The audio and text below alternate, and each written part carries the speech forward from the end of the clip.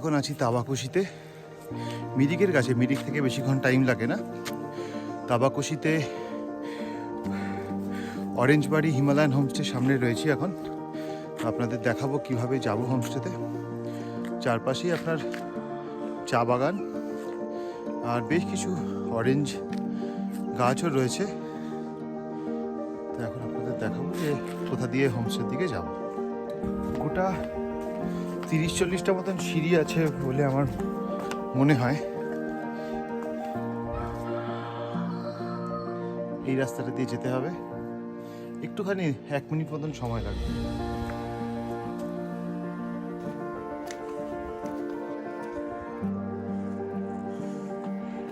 2, 3, 4, 5, 6, 7, 8।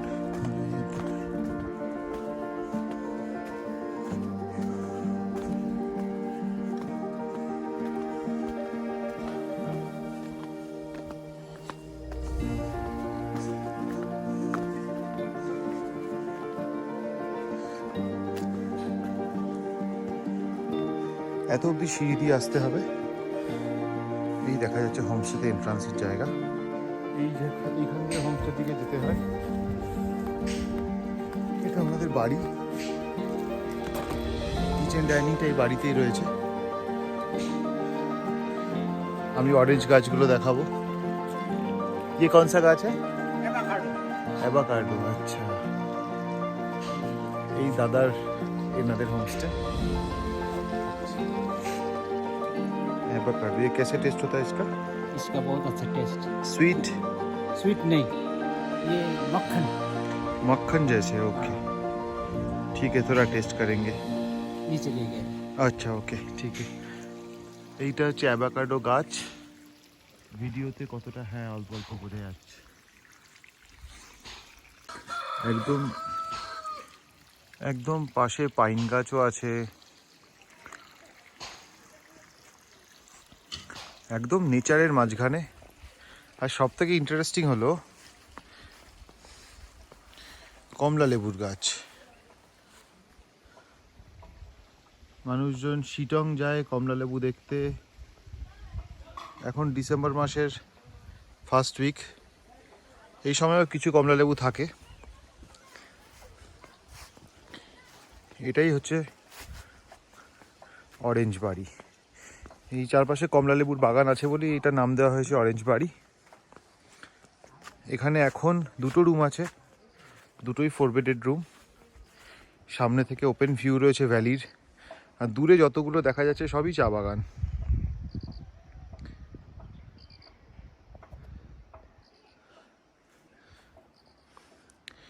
আর এইটা হচ্ছে হোস্টের বাড়ি, কিচেন এবং ডাইনিং।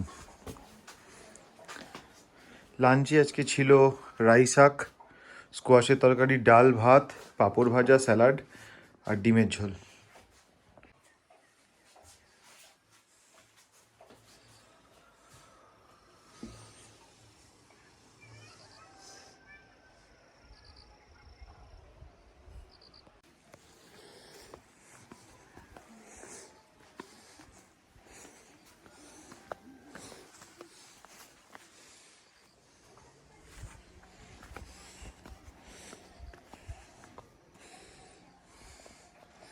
এটাই থাকার জায়গা।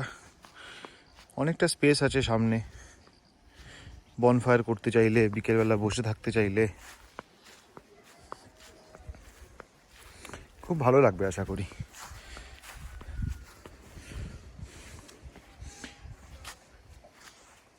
এতে ছোট্ট একটা নার্সারি নিজেদের।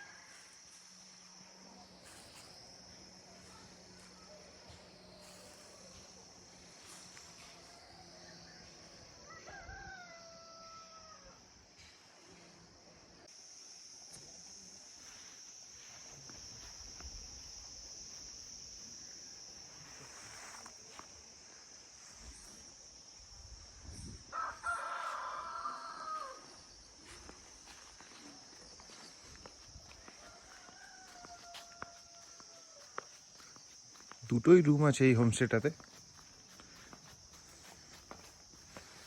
দুটোই 4 বেডেড রুম।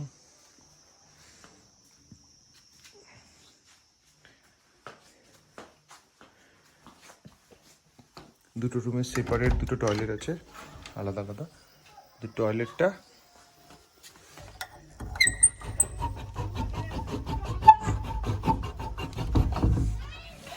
ব্যালকনি দিয়ে বেরিয়ে তারপরে যেতে হয়।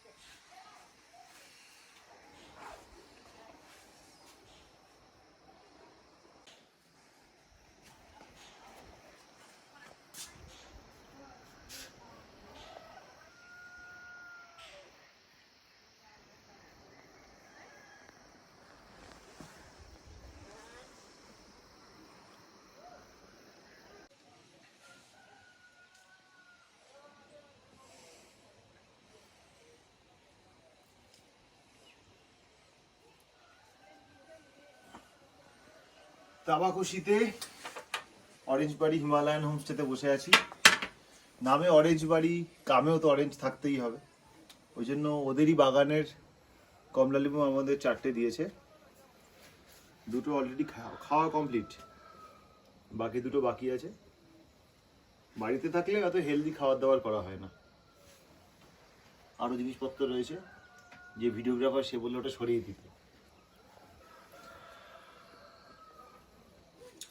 মিষ্টি, বেশ মিষ্টি। দুটো রুম আছে এখানে, এপাশে একটা রুম আর তারপরে আরেকটা রুম, দুটো রুম আছে। আর ভবিষ্যতে আরো ক্যাম্পিং, আরো রুম বানানোর পরিকল্পনা আছে, সেটা হয়তো এক্ষুনি নয়, আরো টাইম লাগবে। আর সব থেকে ইন্টারেস্টিং যেটা এখান থেকে অনেক কিছু ঘুরতে যাওয়ার জায়গা রয়েছে। যেমন মিরিকটা এখান থেকে চলে যাওয়া যাবে, পশুপতি মার্কেট। তারপরে এখান থেকে কেউ চাইলে নেপালে যে কানিয়াম, শ্রীয়ন্তু যে নতুন জায়গাগুলো আছে, ওগুলো খুব একটা দূরে নয়, এখান থেকে 1.5-2 ঘন্টার মধ্যে মোটামুটি পৌঁছে যাবে। আর একটু সিঁড়ি দিয়ে ওপর থেকে নামতে হয়, মোটামুটি 40-45টা মতন সিঁড়ি আছে। ডাইনিং আর কিচেনটাও এই ডান দিকে। খাবার দাবার বেশ ভালো। কমলালেবু গাছ দেখা যাচ্ছে সামনে, একটা দুটো, বাঁদিকে আরো বেশ কয়েকটা কমলালেবুর গাছ আছে। তো 2-3টে দিন ল্যাদ খেতে আসার জন্য বেশ ভালো জায়গা। চা বাগান চারপাশে। এখানে আসার দুটো রাস্তা রয়েছে, একটা হচ্ছে মিরিক ক্রস করে একটা ডান দিকে রাস্তা ঘুরে যাচ্ছে, সেই রাস্তাটা একটু খারাপ আছে ছোট গাড়ির জন্য। আরেকটা রাস্তা জোরপোখরি সাইড দিয়ে ঘুরে আসা যায়, ওই রাস্তাটা পুরোটাই অলমোস্ট ভালো।